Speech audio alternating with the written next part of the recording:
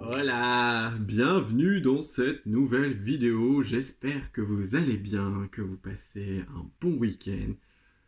On se retrouve aujourd'hui pour la traditionnelle vidéo des sorties littéraires pour janvier 2024. Ça y est, on commence une nouvelle année. Si vous voyez cette vidéo après le 30, enfin du coup après dimanche soir, je vous souhaite une très bonne année, une très bonne santé surtout, et en espérant que cette année soit merveilleuse tout autant en lecture qu'entre autres choses dans vos projets et tout ça. Donc voilà, petite parenthèse faite. Il y a un petit peu de soleil aujourd'hui, petite parenthèse météo faite. On part sur une sélection de 14 titres. Alors cette fois-ci, j'ai mélangé un petit peu tout parce que je me suis rendu compte qu'il y avait très peu de graphiques à chaque fois et du coup, ça faisait une catégorie un peu à part. Là, voilà, vu que je passe assez vite en général, je suis pas très, je m'attarde pas 10 000 ans. Le but étant de faire un petit peu une wish list de ce que j'aimerais me procurer au mois de janvier. Il y a 14 titres. Je ne pense pas que je me procurerai les 14 titres en janvier parce que je suis censé être en no-buy. Mais il est possible que certains titres finissent quand même dans ma bibliothèque. Je sais pas, on verra bien, mais voilà, voilà, ce sont des titres, moi, qui m'intéressent, qui me tentent. C'est pas forcément au goût de tout le monde, mais moi, il y a des choses qui m'intéressent et d'autres non. Donc voilà. Je me suis décalé afin de mettre les petits templates. On va commencer tout d'abord au 3 janvier avec Ils vécurent chez Corrigan Éditions avec les mots-clés romance contemporaine, young adult et LGBTQIA+. C'est leur série un petit peu dans la même vibe que Date Me, Bruce and Keller, et je sais plus c'était quoi l'autre titre. J'ai lu L'attraction des astres, que j'ai lu aussi, et celui-ci me tente énormément. Honnêtement, on est sur un jeune homme qui se sent pas très bien dans sa peau, qui se trouve moche, qui pense intéresser aucun garçon, et il va finir par rencontrer un jeune garçon qui est un petit peu dans la vibe. Il aime beaucoup écrire et beaucoup lire, et il est dans une famille un petit peu, comment dire, très pratiquante et du coup très fermée à beaucoup d'idées sur l'homosexualité, de ce que j'ai compris, hein. Je sais pas si ça va être ça. Et effectivement, ça m'attire, ça me tente énormément de voir comment va être traité le sujet. Et voilà, puis en général, chez Corrigan Edition, ce sont des lectures assez rapides, assez simples. Donc voilà, je me laisserais bien tenter, peut-être pas direct au mois de janvier, mais ça fait partie des lectures qui me tentent énormément et que j'aimerais faire assez rapidement. Toujours au 3 janvier, nous avons Les filles du Graal chez les éditions Hauteville, qui est une des éditions que j'aime de plus en plus, j'ai l'impression. Et rien que le résumé, je n'ai pas lu totalement tout, mais honnêtement, les mots-clés plus la première phrase du résumé qui est et si les filles étaient le Graal ou, voilà, ou un truc dans le genre, voilà, ça m'a convaincu. Et les mots-clés amour, croisade, fuite, roman historique, refuge et vision étrange m'ont un peu interpellé. Donc voilà, puis la maison d'édition, je commence à apprécier pas mal l'ouvrage et je me dis que je me laisserais bien tenter par celle-ci aussi. Alors peut-être pas dans mes priorités, mais voilà, ça fait partie de ces genres de lectures où je vais attendre des retours des copines et des copains des réseaux. Et je pense qu'il y a moyen que je me laisse tenter. Je vois bien cette lecture, autant que la couverture pour l'automne. Je sais pas trop. Je sais pas, ça sent bon l'automne, on dirait, avec le petit chaperon rouge là, à moitié avec sa petite cape. C'est très très très mignon et voilà, ça m'intrigue, ça m'intrigue. Toujours au 3 janvier, nous sommes sur Ce qui nous consume, le tome 3, toujours, parce que le tome 1 est toujours dans ma wishlist, et vu qu'il me tente encore, j'ai décidé d'inclure le tome 3 dans cette sélection. On est sur une romance à la Fashion Week avec un enemies to lovers. Enfin voilà, c'est dans le monde de la mode, de la haute couture et tout ça. Et ça me tente toujours. Le seul frein, entre guillemets, que j'ai, c'est que il y a beaucoup de personnages, il y a beaucoup de personnes réelles, d'influenceurs qu'on connaît, notamment les Léna Situation, mais d'autres aussi. Si vous ne connaissez pas les Léna Situation, je ne sais pas où vous sortez, parce que honnêtement, même moi, sans m'intéresser plus que ça à elle, je la connais, ne serait-ce que de nom, et j'avoue que c'est ça qui me freine un peu. Mais à voir, j'essaierai bien de me procurer le premier tome d'occasion pour voir. De toute façon, vu qu'il est sorti un petit moment, si je peux me le procurer d'occasion, ça serait plus sympa.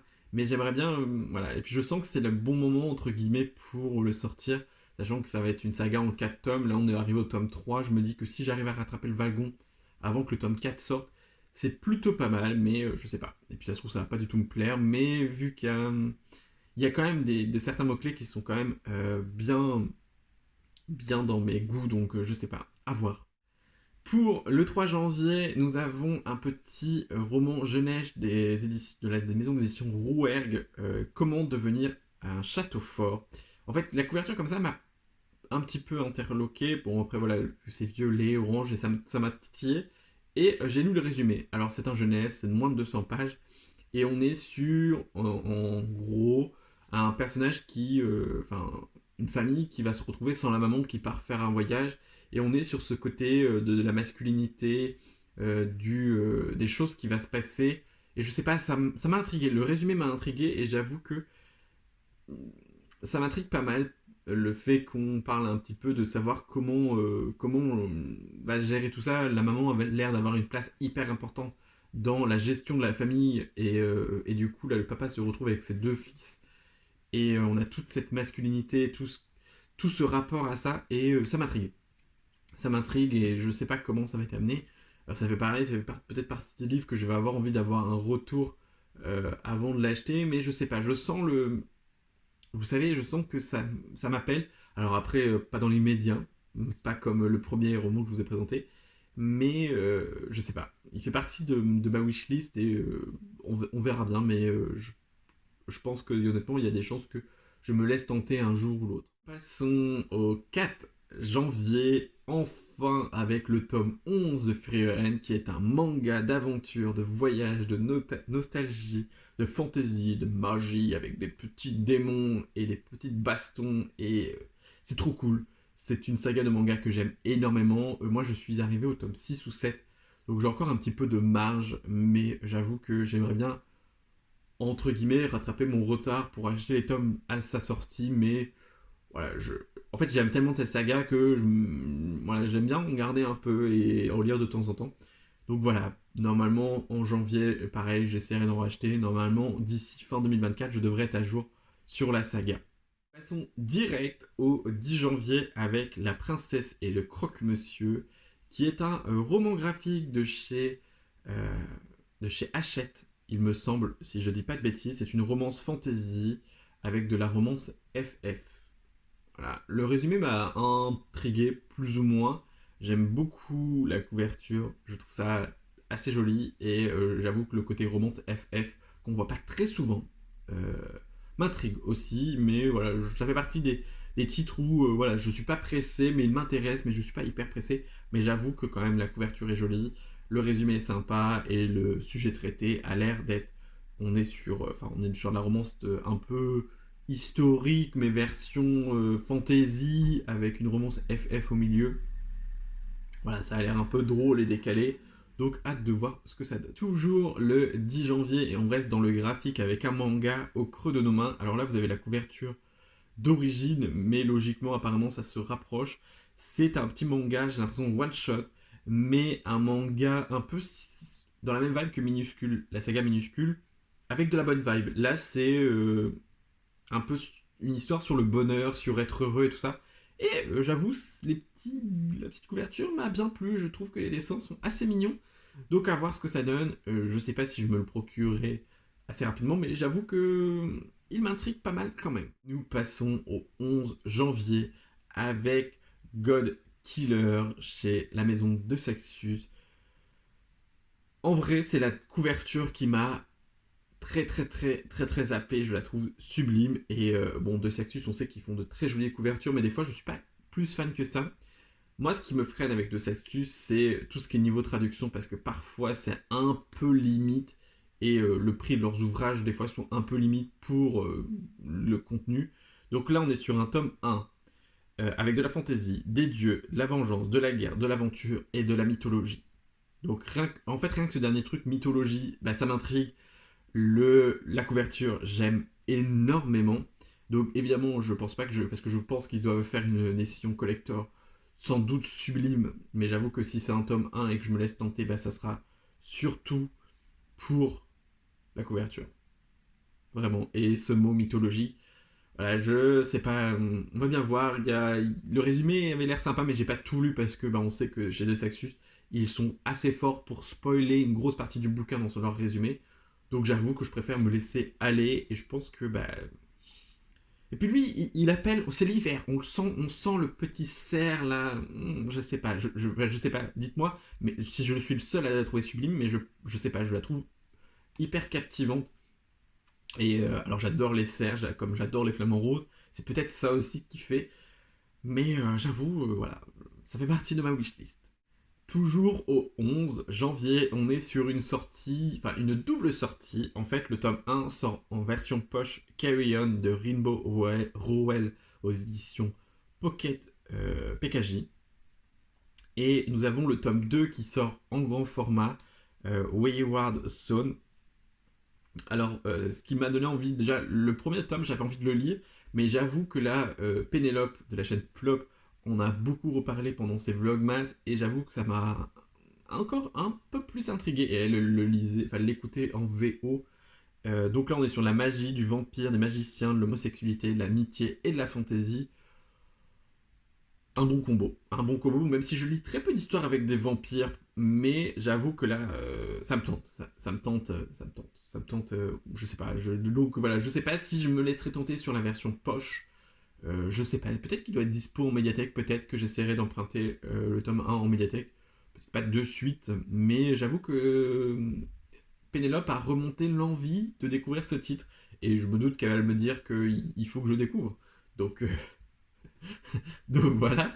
Mais je suis plutôt content. Je suis plutôt content que ça sorte en format poche. Ça veut dire que bah, les prix sont un peu plus réduits. Ça permet de découvrir aussi.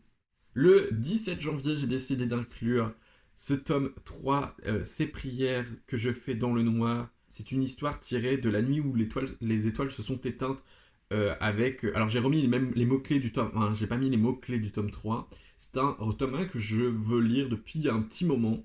On est sur une histoire assez triste de ce que je me souviens et de ce que je comprends. On est sur Road Trip, romance MM, adolescent, aventure et passé. Je n'ai pas relu le résumé du tome 1 parce que je voulais pas trop me remettre dedans et ça fait partie de ces titres que finalement j'ai envie de découvrir en 2024 et je pense que je me laisserai tenter. Il y a moyen, et puis là du coup il y a un 33, donc ce que j'ai compris c'est peut-être un spin-off ou un truc dans le genre. Je sais pas trop s'ils ont prévu de continuer encore longtemps comme ça, mais j'avoue que bah, ça me tente bien, donc voilà, je l'inclus dans ma wishlist une fois de plus. Et là, quand j'ai vu cette sortie, j'étais tellement content. Le 24 janvier, donc on fait un petit gap encore, nous avons Dear Jane, le tome 2 que j'ai découvert l'année dernière au mois de janvier. On est sur un manga yaoi, drame, communauté amish, romance MM avec de... Enfin voilà, c'était tout mignon. Il y avait quelques petites choses qui me faisaient tilter, mais j'avoue que déjà, les couvertures sont sublimes, les dessins sont sublimes, l'histoire est toute mignonne, et ce côté un peu... Alors, côté communauté amish et tout, c'est assez intéressant, je trouve. Et puis j'aime bien, c'est vraiment mignon, puis les dessins sont sublimes, hein. Moi j'ai adoré le tome 1, même s'il y a enfin il y a un truc surtout qui m'a un peu interloqué, mais je vous laisserai découvrir par vous-même. Moi je ne savais pas que c'était un yaoi et qu'il y avait des scènes un peu olé olé, et clairement je me le suis fait offrir par un de mes proches, parce que je l'ai mis dans ma wishlist, parce que je ne savais pas. Et ben je vous le dis parce que honnêtement j'ai été un petit peu surpris. Heureusement que la personne qui me l'a offert n'a pas regardé le contenu, enfin même si elle l'avait regardé, c'était une personne majeure donc c'était pas un souci. Mais j'avoue que j'aurais été mal à l'aise si elle me l'avait offert en mode bah quand même. Donc enfin mal à l'aise, oui et non, mais de la personne que je l'ai reçu, j'aurais été mal à l'aise. Voilà, je peux pas vous en dire plus, mais c'est surtout ça.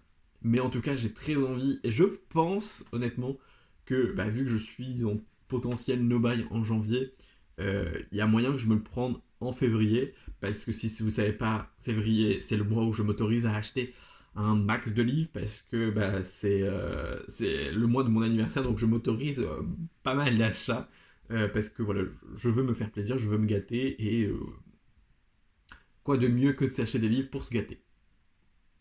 Et puis au moins comme ça, je continue la saga, je suis à jour. C'est ça en fait, surtout. On revient avec un roman. Le 25 janvier, nous avons Les Oiselles de nuit, toujours chez De Sexus. Mais alors, cette couverture, pareil, je sais pas, elle m'a happé. Enfin, je sais pas, ils sont très forts au mois de janvier, parce que d'habitude, je passe à côté. Enfin, genre, je suis là, je les vois, et je passe un peu. Et là, en plus, les thématiques, alors c'est encore un tome 1, et c'est ça qui m'embête aussi. C'est de la fantasy, c'est de la magie, c'est des sorcières, c'est du young adulte, donc bon, assez simple on va dire en termes de lecture, plus ou moins, mais entre guillemets, voilà, c'est un format que j'aime bien lire aussi, et de la romance FF. Donc, pour les mêmes raisons que les autres titres, j'ai très envie de le découvrir parce que la romance FF est très peu représentée, et que cette couverture, bah, je la trouve sublime. Je sais pas, il y a quelque chose. Ils sont très forts chez De Saxus, hein. Honnêtement. Alors j'attendrai des avis comme God Killer. Enfin, quoique, j'ai plus envie d'acheter God Killer que celui-ci, mais les deux me font envie. J'attendrai des avis, des retours des gens. Peut-être que j'essaierai de voir s'il y a des gens qui les ont lus en VO, parce que je pense que c'est des traductions. Enfin, souvent chez De Saxus, c'est des traductions. Euh, Au vu du nom de l'autrice, je sais pas trop, mais j'avoue que la couverture, je suis pas pourtant hyper fan des visages sur la couverture, mais là, les petits oiseaux et tout, je sais pas. Il y a moyen en vrai. Et pour finir le mois de janvier en beauté, nous avons le 31 janvier aux éditions Albin Michel Imaginaire, La Maison aux pattes de poulet, qui est une réadaptation, enfin une réécriture d'un conte. Alors je ne sais plus lequel conte, et il n'y avait pas vraiment de résumé, enfin voilà, j'ai pas vraiment relu le résumé. C'est un récit mythologique, fantasy, magie, horreur. Moi je le vois bien dans la période d'octobre. Je sais que j'ai deux copines, Lucie et j'ai quelqu'un d'autre qui l'a reçu, mais alors le nom m'échappe, je suis désolé si tu passes par là. Mais je sais que je vais avoir un retour assez rapidement. Donc je sais que je voilà, savoir si ça va me plaire ou pas. Mais j'avoue que ça fait partie des titres, voilà, j'ai envie de lire peut-être un petit peu plus de trucs horrifiques. Alors, doucement sur l'horrifique, mais voilà, j'ai envie de découvrir un petit peu plus ce genre-là. Et d'ailleurs, je vous réserve des petites choses pour le mois d'octobre 2024. Enfin, de petites choses, rien de fou, mais j'ai quelques petites vidéos en tête.